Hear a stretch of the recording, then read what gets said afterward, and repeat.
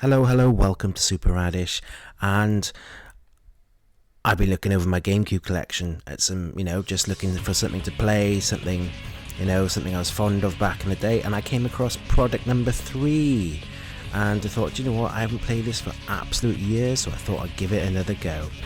Now, this came out in 2003, a Capcom game, which is always normally a good sign, and it was directed by Mikami, who did Resident Evil and Devil May Cry.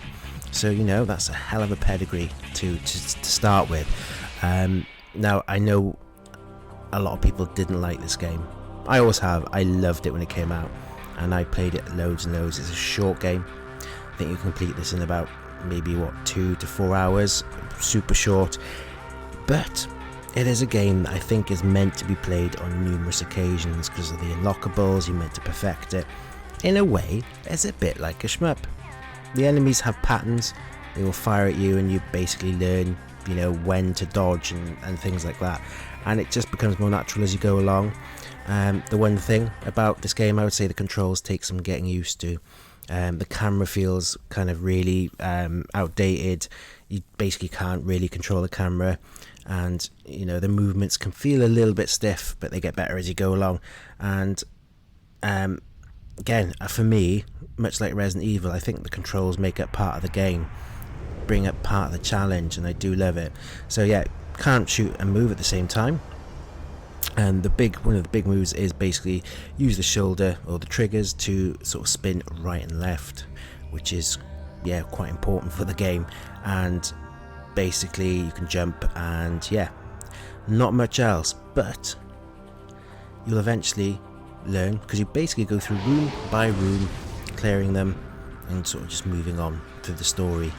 And as you get through, you will find that you start dodging every single bullet, and you start taking them out in quick order, and it just becomes kind of like almost like a memory game of how to beat patterns. And I think that's where the fun is. You get a score at the end of each room.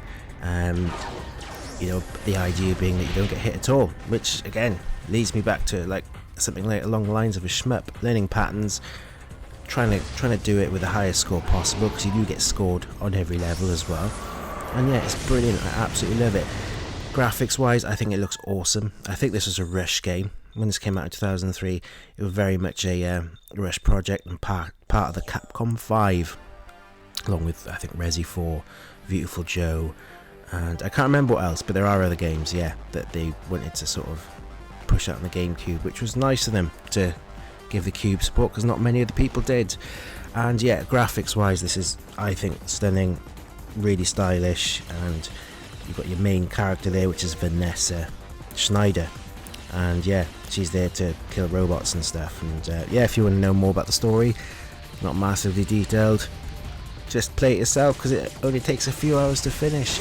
But I mean, you can get this for about 20 quid, so that it's still a really cheap Cube game. I'd pick it up, honestly. It's a good game. It's good fun. Give it a chance, because even when I went back to it recently, it took me a good half an hour to sort of get my head around everything. And the more I played it, the more I enjoyed it, which is always a good sign. Now the sound and the music is decent. It's not amazing. It's not earth-shattering. It's not going to rock your world, but she's there sort of dancing away to the music and stuff with her cool shades on, and sound effects all very sort of standard. I think if you're going to enjoy this game, you'll enjoy it, because it's almost like it's an arcade shooting game. And one of the big sort of aspects of this is collecting all the different suits, the Aegis suit, and they're all different colours, like red, green, and they've all got different stats and stuff. And you basically maybe go for offensive over defensive, that kind of thing. And that's part of the challenge, going through the different difficulties and stuff like that. I would say, I think back in the day, I must have had a good 30-40 hours entertainment out of this. I probably won't play this numerous times now, because time is at a premium. So really enjoy going back to this. I'd highly recommend it if you haven't in your collection. Give it a go again, give it a whirl, chill. And if you're looking for a Cube game that's not silly expensive, this is probably one to choose. So I'll leave a little bit of footage, more of the game. Thank you for watching. Stay awesome. Bye.